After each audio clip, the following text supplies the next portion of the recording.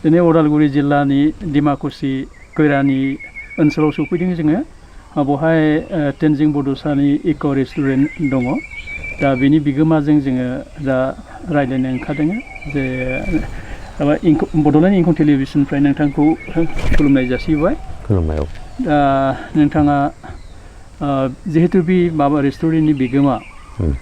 नोंथाङा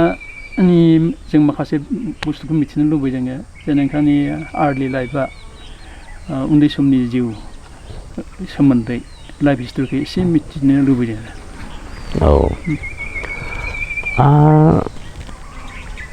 एक्चुअली आङो फिसा मोनसे गामि बर'फोराथ' बिदिनो माने गामियावसो थाखायो नालाय गोदो दासो टाउन जादों गोदो बे डिमाकुसि खासिबारियाव जोनोम मोनदों आङो डिमाकुसि खासिबारियाव माने गोदोथ' बर'फ्रा बिराद मोजां आबाद मावनानै जायो जायनि न'आव माने माइ बाख्रि दङ बिसोरसो माने माहाजोन होननानै बुङो आरो खासिबारियाव जोंहा धनिराम माहाजोन होनबाथाय बयबो सिनायोमोन आफाखौ धनिराम नाममोन आफानि नामा बिराद मोजां पिसफुलिहै माने न'खर खुंबोदों फादारमोना स' बहुत सान्थिमोन न'खरा खिन्थु बै माने आसे रयेल फेमिलिफोर बायदिहै माने बहुत सान्थियाव न'खर खुंबोदोंमोन जोंहानि गासै आबौमोननि हाया 1000नो दुब्लि हाया 4 बिगाल' खममोन गोदो 1000सेनो 4 बिगा खम दुब्लि हा माइ गायोमोन आरो मैसो बाथोन मोसौ बाथोनफोर दंमोन आरो गोदो हाबा जायोब्लाबो माने दानि बायदिहै मडार्न कालचाराव जितु हाबा जायोबा जोंनिया बिभिन्न धरननि माने जितु प्रेजेन्ट हरो हाबायाव खिन्थु गोदो जोंहा आइखौ हाबा खालामना लाबोबा मैसो बाथोन मोनसे आरो मोसौ बाथोन मोनसे मोनबोदों मैसोआ मोनसे बाथोनाव 120टा 130टा गाहाम थायो मोसौआबो बिदिनो थायो स' बियो गोदोनि कालचारमोन दाथ' माने खोब पिसफुलिमोन आरो जोंनि न'खरा बे समाव माने जेब्ला बड'लेण्ड मुभमेन्ट जाबाय बड'लेण्ड सोमावसारनाय जाबाय माखासे बाहेरनिफ्राय एनक्रोचमेन्ट जोंनि बर' जायगाफ्राव बाहेरनि मानसिफ्रा जितु हाबसोमफैबाय बे हाबसोमफैनायखौ माने नुनानै जोंनि जायगाफोराव जितु माने ट्राइबेल बेल्ट एन्ड ब्लक एरियाफ्राव जितु बाहेरनि गुबुन हारिफ्रा जितु एनक्रोचमेन्ट खालामफैबाय नेपालनिफ्राय फैनानै भुटाननिफ्राय फैनानै बांलादेशनिफ्राय फैनानै बा अनेक भारतनि बिभिन्न स्टेटनिफ्राय फैनानै जेब्ला एनक्रोचमेन्ट खालामबाय अब्लानो आन्दलन मुभमेन्ट लाबाय थ' बै समाव आन्दलनकारिफ्रा जायनि न'खराव जानो मोनजायो जाय ओंखाम होनो हायो स' बिसोरनि न'आवनो थाजेननानै बिसोर आन्दलनखौ जागायदों थ' जोंबो बै समाव स्कुलाव थाङोमोन इंलिश मिडियाम स्कुल दंमोन जोंनाव फरायफुदोंमोन जोङो उन्दै समाव खिन्थु जेब्ला आन्दलन मुभमेन्ट जायो बै समाव लासै इन्डियाबो फ्रिडम जानाया बारा बावामोन नालाय इन्डियानि गोहोआबो माने बांद्राय गोहो गोरा नङामोन आरो भारत सरकाराबो अब्लानिया जों जेब्ला फाइट खालामबाय बै समाव जोंनि न'खराव माने मोनसे मा होननानै बुंनो गिलु बालु मोनसे थासारि जानानै थांदों जितु बाहेरनिफ्राय बै समाव BSF ओमफ्राय पुलिसफ्रा बिसोरो नागिरनो आराम्भ खालामबाय बेनिफ्राय बर'आ गावजों गाव मोनसे दावहा सोमजिबाय स' बेफोर दावहायाव आंनि असे बिदा बे फरायफुबाय थादोंमोन बे फरायफुबाय थानायाव बेखौ माने लांनानै न'निफ्राय लांनानै माने आमाइनि न'निफ्राय लांनानै ननाय दैमा दङ जोंनाव जि दैयाव माने बाला जों बुंफबनाय बे ननाय बालायाव माने लांनानै आखाइजों गस्लाखौ गावनि गस्लाजों आखाइजों उनथिं खानानै मेगनफोरखौ एख्ल'नानै आथिंफोराव गुलि गावनानै बालायाव फबनानै दोनदों आंनि असे बिदाखौ आइया गाबै गाबै नागिरदों आफाबोथ' गैला आफायाबो बुयैनो थैबाय आफाखौबो बै आन्दलन समावनो बुथारदों बहुद मानसिफोरा बुनायाव हेरेसमेन्टआव आफाया थैदों ओमफ्राय आंनि गोदोराबो थैदों बिदिनो ओमफ्राय आइया गाबै गाबै सानथामनि उनाव मोनदों नागिरनानै गोथैखौ ओमफ्राय माबायाव नुनाय दैमायाव मोनदों ओमफ्राय आंनि आब' सासे मेडिकेलाव गथ' माने गोरलै दंमोन 7 दिननि गथ' दंमोन बे न'आव फैदोंमोन भागरनिफ्राय मेडिकेलनिफ्राय बै समाव आब'खौबो गावदों ओमफ्राय आंनि बिमादै दंमोन दादै बेखौबो गावदों आदामोन दंमोन गावदों बिदिनो माने गान डाउन जानाया न'खरसेयाव जोंहा 7 जन मानसि गावसारदों सासेनि उनाव सासे बर'आनो जाहैबाय बर'आनो गावदों जोंखौ स' बे गावजाखांनायनि उनाव आङो मा खालामबाय बेयाव बेसेबां गिलु बालु थासारि जाबाय नालाय बे जायगानिखौ खारनानै आङो प्रथम गुवाहाटीयावनो थाहैदों गुवाहाटीनिफ्राय माने शिलंआव थांबाय शिलंनिफ्राय बेंगलर आन्ध्र प्रदेश बेनिफ्राय आङो मालेशियानि मोनसे मालेशियान कन्स्ट्राक्सन कम्पानियाव जिथु 4 line north east west corridor बे 4 लाइननि कम्पानियाव खामानि मावबाय खामानि मावनानै आङो बे कम्पानियावनो आङो ड्राइभिं अपारेटिं मेकानिक माखासे इन्डास्ट्रिफोरखौ माबायदि सेटआप खालामनांगौ फिसा फिसौ कारखानाफोरखौ बोरै बनायनांगौ दा बेयावनो माखासे नलेजफोरखौ आङो कालेक्ट खालामबाय बेनिफ्राय आङो गावनि जायगायावथ' फैफिननो गिनाय मोनोमोन जे थासारिया बहुत गाज्रि गावजों गाव दिनैबो थासारिया ओरैबायदि गावजों गाव सोंखारिलायनाय गावजों गाव नांलायनाय बुलायनाय स' बेफोरबायदिबा जोङो बोरै जौगानो जाथिया बे मोनसे जोंनाव दङ गोदोबो जाबोदों बिदि दाबो जाबाय थायो जोंनाव स' बेनि कारनावनो आङो माने एसे रिमट एरियायाव फैनानै साइलेन्टहै मोनसे फार्मिं अर्गेनिक फार्मिं होनबा बहुतानो मिथिया जोंनाव अर्गेनिकआ मा बुस्थु बर' जिबारि आदबजों आबाद मावनाय होननानै बुङो जिबारि आबाद मावनाय दा अर्गेनिक फार्मिं खालामफैबाय आङो अर्गेनिक फार्मिं खालामनानै गावनि हायावनो माने फार्मिं खालामनानै आङो फिसा मोनसे सेटआप खालामबाय फेक्ट्रि ग्रिन टि आरो अर्थ'डक्स ब्लेक टि बानायो ओमफ्राय बेखौ आङो गावनो पेकेजिं खालामनानै दिनै सिगाङावथ' लकेलाव फानामोन आङो दाम बारा होननानै खायसे लोंनो बायोमोन बिनि निउट्रिसनेल भेलुखौ बहुतानो मिथिया सायाव ओरैनो 22 निउट्रिसनेल भेलु थायो स'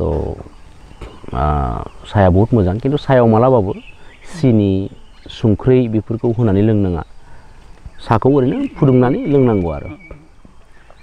ब्लेक टि लोंनो हायो ग्रिन टिबो लोंनो हायो दा बे मोननै साखौ उत्पादन खालामो जों आइजों आंजों बनायो मादारजों आंजों ओमफ्राय बे प्रडाक्टखौ आङो स्पेसियलिस्ट केनाडा USA ओमफ्राय जार्मानावबो हरो हाम्बार ओमफ्राय निउयर्क सिटिफोराव फ्रान्स बेफोराव स्मल कुवान्टिटि फिसा होयो आरो मालाबा बाहेरायाव एक्सपर्ट खालामो आं बेनिफ्राय फार्म खालामनाय जेनेबा रेस्टुरेन्ट खालामनायनि जिखिनि इन्सपिरेसन थुलुंगा मोनो नोंथाङा माबानिफ्राय इन्ड'नेसियानिफ्राय आंनि लोगो सासे दंमोन माबानि केनाडानि खेलखेलि होननानै बुंनाय ओमफ्राय बे मालेशियाफोराव आं खामानि मावोमोन ना बेफोराव बाहेरायावबो नुखाबोबाय आङो माखासे खामानि मावनाय माबाफोरखौ ओमफ्राय केनाडानि आंनि सासे लोगो दंमोन खेलखेलि होननानै बुंनाय जोङो प्रत्येक बोसोरावनो आंनाव फैयोमोन बियो 15 बोसोरसो आंनाव माने नै लकडाउननिफ्रायसो आंनाव फैगारदों नङाबा बोसोराव खनसे फैनानै साननै सानथाम मास मोनसे गाहाम थानानै थाङो बेफोरो बिनि गेजेरावनो मा मोनसे नोंथांनि क्वालिफिकेसना फरायनायाथ' आं बिदि बांद्राय फरायनो मोनासै उन्दैयावनो जितु आङो माने 6 बोसोर बयगावनो जितु आं न' गारना खारनांबाय माबायाव 10 बोसोर बयगाव न' गारना खारदों आङो 10 बोसोर बे गारना खारनायनिफ्रायथ' आरो फरायनायनि खोथाखौ सानफिननो हायासै ओमफ्राय जि ओंखारलांबाय बेनो बाहेरायाव मोजां मानसि लोगो मोनबाय नायनानै सोलोंबाय खोनासंनानै सोलोंबाय नुनानै सोलोंबाय दा बिदिनो माखासे गियानफोरखौ दिनै माने बेयाव बाहाय बेफोरबायदि इनफरमेसन कालेक्ट खालामनानै लाबाय बर्तमान अबस्थायाव नोंथांनि स्टेटासा दा माबायदि आङो दायो अर्गेनिक आबादजोंनो लोगोसे माखासे मानसिफोरखौ फैबाय थानाय समाव जितु खायद'खौ लानानै गोदोद मोनसे समस्या जानो थांबाय थादों जों खायद'खौ लानानै खामानि मावनांगौ आंनि थांखिया बेनो माने नेचारजों क्ल'ज थानानै खामानि मावनांगौ गोजोननाया अब्लानो मोनो happiness you will feel from the jungle दिनै हाग्रायावसो नोङो सान्थिखौ मोननो हायो जेनेबा बेजों लोगोसे नोंथांनि जिखिनि आदर्शयै खामानि मावगासिनो दङ नोंथाङा अबेबा मोनसे NGO-फोरखौबो थुलुंगा होगासिनो दं नामा बा बेक्तिगत हिसाबै खामानि मावनो ओंखारनाय मानसिफोरखौबो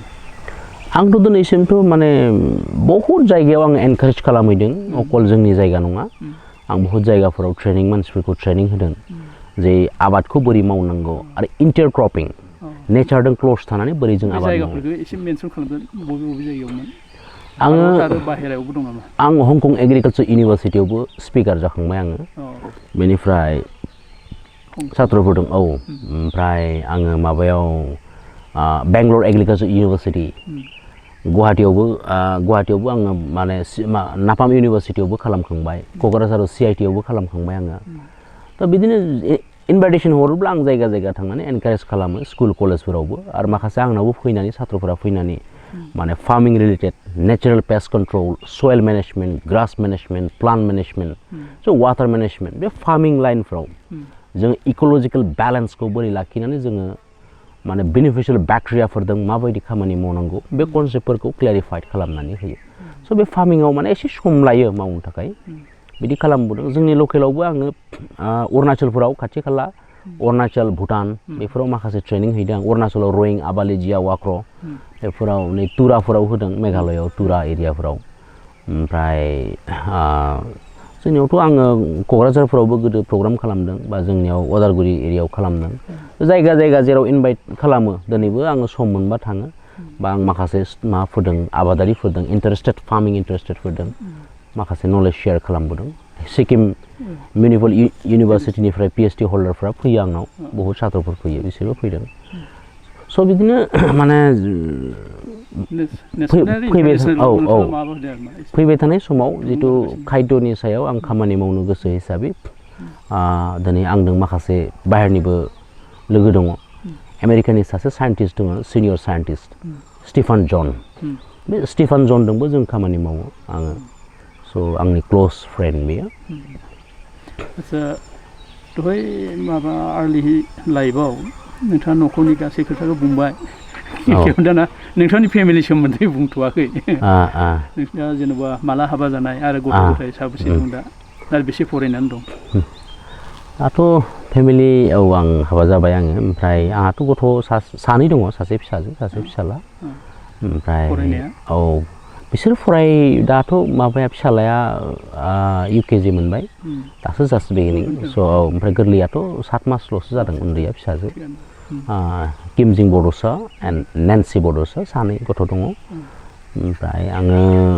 मानसिफ्राथ' माने लाभ मेरिज जायो सोरबा एरेन्ज मेरिज जायो आंनिया माने मेरिज लाइफआ साडेन मेरिज जादों साडेन मेरिजआ बेनो माने नायनानै लानानै फैदों आं डाइरेक्ट नायबाय सानसेयावनो लाना फैबाय बिदि जादों आरो बे मेरिज लाइफआ आदसा बड'लेण्ड माबानिफ्राय इंखं टेलिभिसननिफ्राय नोंथांनिफ्राय गोबां बाथ्राखौ मिथिनो मोनबाय नोंथाङा नेसनेल एन्ड इन्टारनेसनेल जायगायाव बेरायनानै नोंथांनि जिखिनि खामानि मावगासिनो दङ आरो गुबुनखौबो बेबायदि थुलुंगा होगासिनो दं बिनि थाखाय बुहुद साबायखर थाबाय धन्यबाद थाबाय आदसा जासिगोन ना जोंना खुलुम रिजर्टनि बिखयबो एसे थालांबाय नामा आदसा दे रिजर्टनि आंनि जायगायावनो आंनि हायावनो आङो इक' टुरिज्म आरम्भ जागायजेनदों बेखौ जार्माननि सासे लोगो दंमोन बेर'निका फेन्डेल बेनो आंनो फार्स्ट टाइम जोङो ट्रि हाउसआव फिसा मोनसे प्लेटफर्म बनायनानै थाजेनदोंमोन आरो बे एनकारेजखौबो आंनि लोगो दंमोन मिस्टार खेलि बेनो आंखौ ट्रि हाउसनि इन्सपायार होदों ओमफ्राय बेयाव माखासे लोगो लेवा बयनिबो सापर्ट खालामनाय बयनिबो बोरजों बे ट्रि हाउसखौ जोङो लुफुंदों स' माने फार्स्ट टाइम जोंनि जायगायाव बिदि गैयामोन स' बेयाव खायसे थायो मानसिफ्रा थानो हायो न' बायदि जों दंफाङावथ' गोदोनिफ्राय थाबोखानाय जिहेतु जों दंफां गिदिर गिदिरखौ दानफायालाखोनो जों बेफोरबायदि माने न' बनायनानैबो जों थानो हायो सेफटिखौ नायग्रोनानै स' बेजों लोगोसे माने हाग्रा गेजेराव दंफां सायाव थानानै माखासे जिब जुनार दाउ गाबनायफोरखौ नायनो हायो स' पिस लाइफ मोनसे जंगल जायफ्रा मिथिंगाखौ मोजां मोनो हाग्राखौ मोजां मोनो बिसोर हाग्रा गेजेराव फैनानै मोनसे पिस लाइफखौ अनुभब खालामनो हायो बेजों लोगोसे रेस्टुरेन्टबो दङ फिसाहै गोसोबायदि अर्डार खालामनानै जानो हायो थानो हायो बेयाव माने मोजां जायफोरनि थाखाय नेचार लाभार बिसोरनि थाखाय मोजां मोनसे स्पेस बियो